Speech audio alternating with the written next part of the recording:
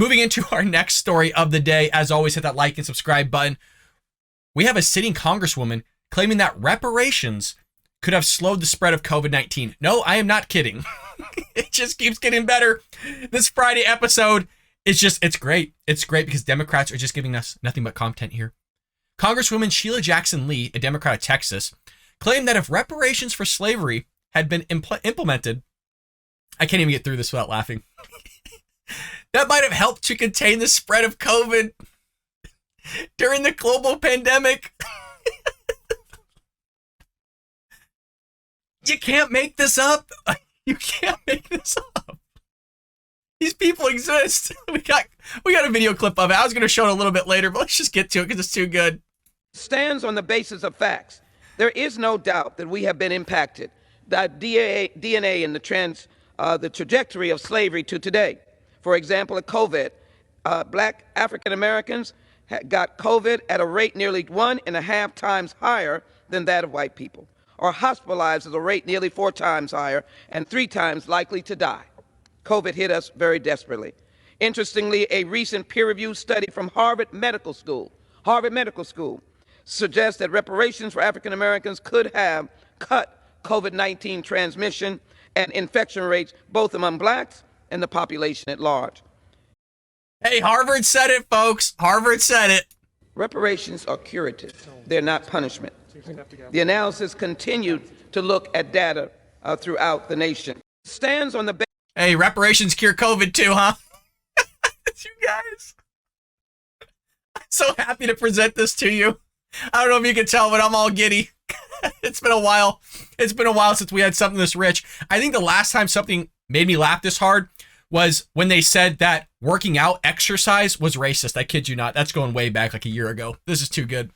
So as you can see, she took to the floor, freaking the House of Representatives, and supported what's called H.R. 40, a bill that would establish a congressional commission to study the potential cost and impact of reparations. They're doing the same thing in California. I mean, these government officials are just willing to just throw out all kinds of money on these studies. Noting that COVID infection rates among minority communities had initially appeared to be greater than among white Americans or the population at large, Jackson Lee cited, coming from the Harvard Medical Study because they're always right. That said, living conditions and work environments in the African American community were more conducive to the virus' rapid spread. Now, I'd also like to point out early on, a lot of blacks were hesitant to get COVID-19, which would automatically just put you in the realm or in the sphere of contracting COVID-19 because you weren't willing to go get the COVID-19 vaccine, or you're going to continue to spread it at larger rates because of that. Now, again, I'm fully aware that the COVID-19 vaccine does not stop the spread, but that was what was told early on to all Americans. Quote, again, there is no doubt we have been impacted, that DNA in the trajectory of slavery to today. For example, COVID. Black African Americans have gotten COVID at a rate of nearly 1.5 times higher than that of white people, or hospitalized at a rate of nearly 4 times higher than 3 times likely to die. So somehow she's going to connect this all through the DNA strands to slavery. She explained that reparations could have moved the needle among African Americans by decreasing the wealth gap and allowing more people to have access, better health care, better education, and potentially less crowded living conditions. Folks, they have these places at drive-thrus where you just stick your arm out the window and get the jab.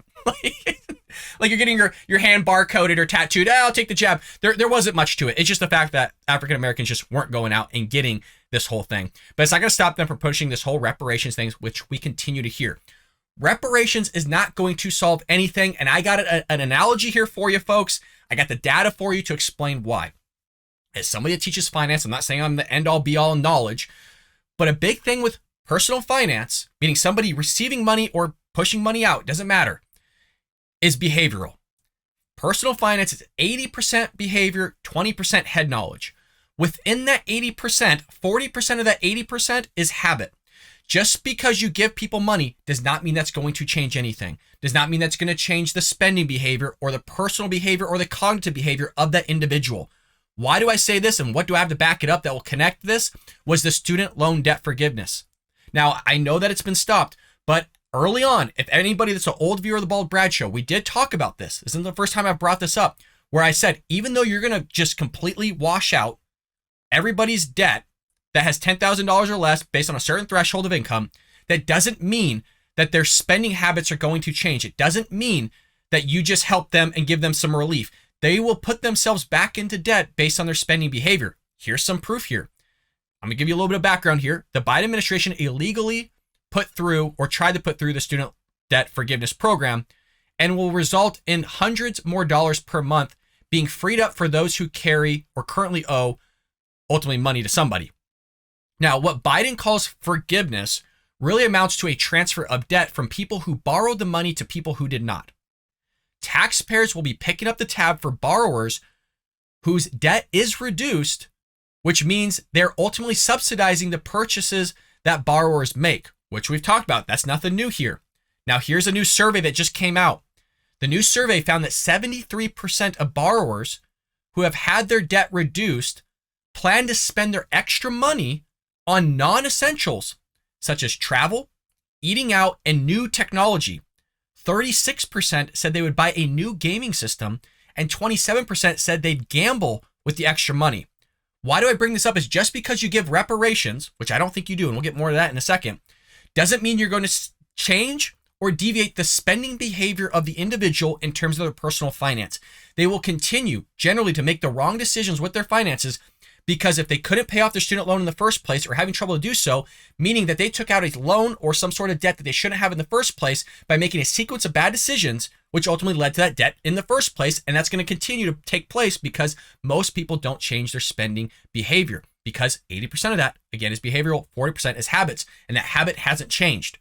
So there's some proof correlating reparations to if people were to receive money, just like they would in a nutshell, with this debt forgiveness program that the Biden administration wanted to put through. Now, I also think reparations shouldn't be pushed through because how do you calculate that? How do you quantify how much an individual or a family should get based on their ancestry? Is it time spent on plantation? How do you track that? Because not everybody has that type of records. Is it the amount of abuse that you received from a master on those plantations? There's so many different variables, which is why I'm bringing this up, that go into that calculation. Do we just give everybody a blanket check going, you deserve this, you deserve that? I also bring that up because we talk about diversity. We talk about discrimination, disparities within data. So a family that clearly went through, quote unquote, more slavery than another family did, they both get equal amount of money. How is that right? How is that justified? But it's not justified. That's the thing. And see, now you're seeing the problem, the spider web of problems that we get with reparations. There was an opportunity way back when we should have done it. I understand there was some form of reparations that was given in terms of land, various states and localities. Some people did do it. Some people still, even in modern day, have done reparations to some families that were able to be traced back. Hasn't changed much. But what I'm saying is that there was an opportunity for Republicans, for our government to do it. It didn't get passed in history.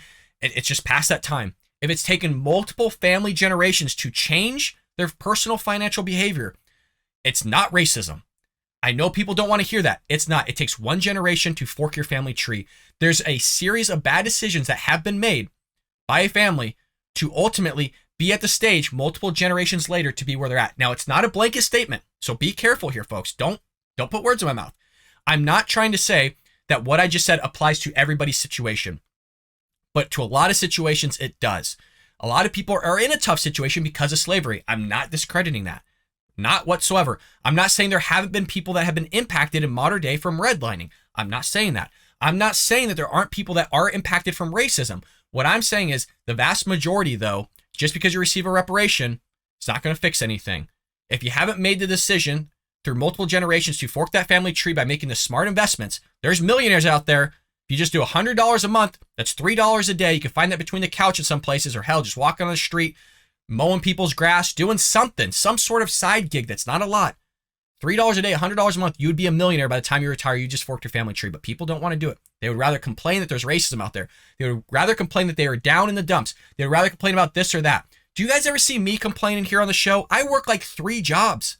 I don't sit there and go, I'm so tired. Oh, woe me, woe me. I don't ask for a handout. I'm white.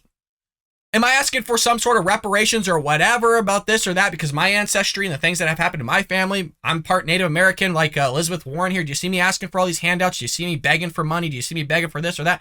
All I ask is for people to like and subscribe so we grow here, but to get conservative thought and ideas out there to new viewers. People need to grind. People need to work hard, and we got to get that out there.